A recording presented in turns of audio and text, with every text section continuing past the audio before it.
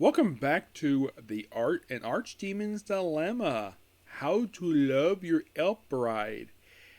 Anime Review, episode number 3. Yes, I'll be doing the following episode that aired just yesterday. But first do this, then I'll do a comic corner, then I'll do the last episode, and right after that last episode aired, the next thing I'll watch will be Martial Magic and Muscles. Because I'm going to get into the presumably, my guess by the end of the day, it could be about 11 anime I have to go through.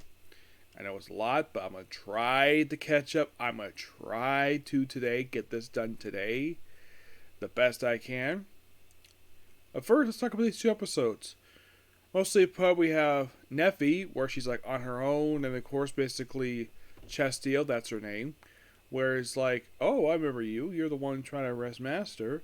And of course, everyone thinks because she's an angelic knight that she's here to kill her. Of course, she thinks that, and the town people think. And of course, then her friend Mariel the Harpy shows up. Yes, first time she's appeared since like episode 2. Yeah, and she's become good friends with it. And of course, apparently over time, that Neffy has become like beloved by the town people, and Zygon's like by himself. So after a lot of confusion. Then eventually they go to a pub where they have some food and jokingly have the angelic knight pay for the food. Yep. And of course explain what happened. Of course they kind of figure out exactly like, well, also the person who stabbed him in the previous episode, yeah, he is basically free to plants now because of her.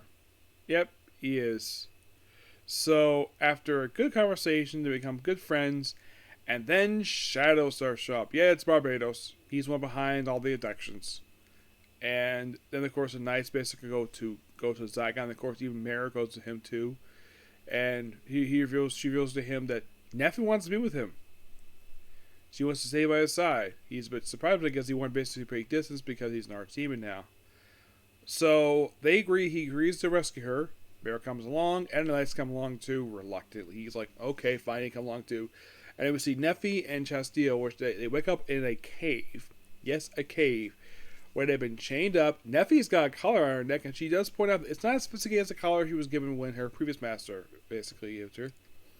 And it's like, oh, I'm going to basically use a sacrifice to summon something.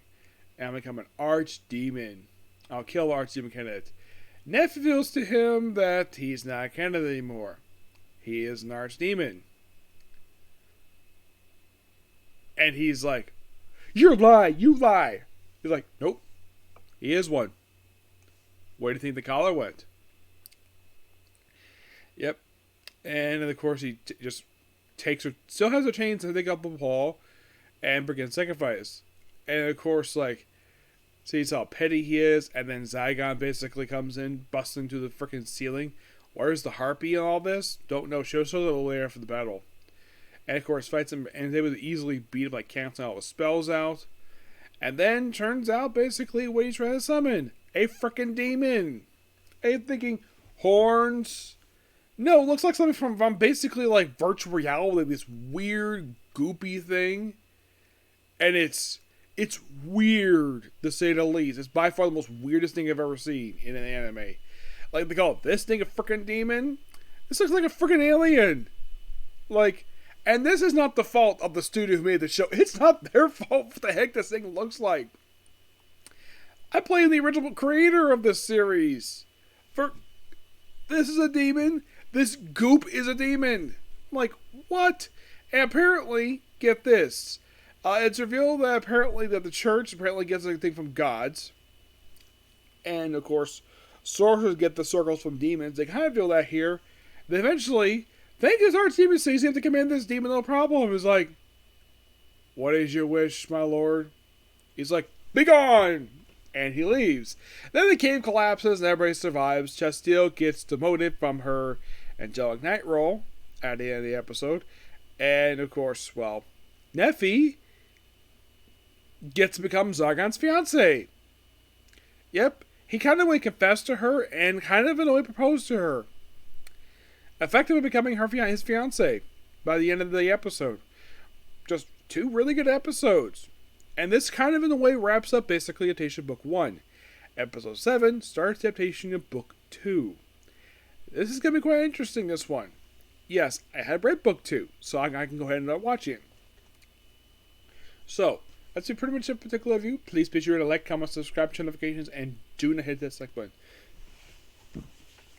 Excuse me. Next up is the Comic Corner. And it's about the Man of Steel himself. Okay, next video. Bye.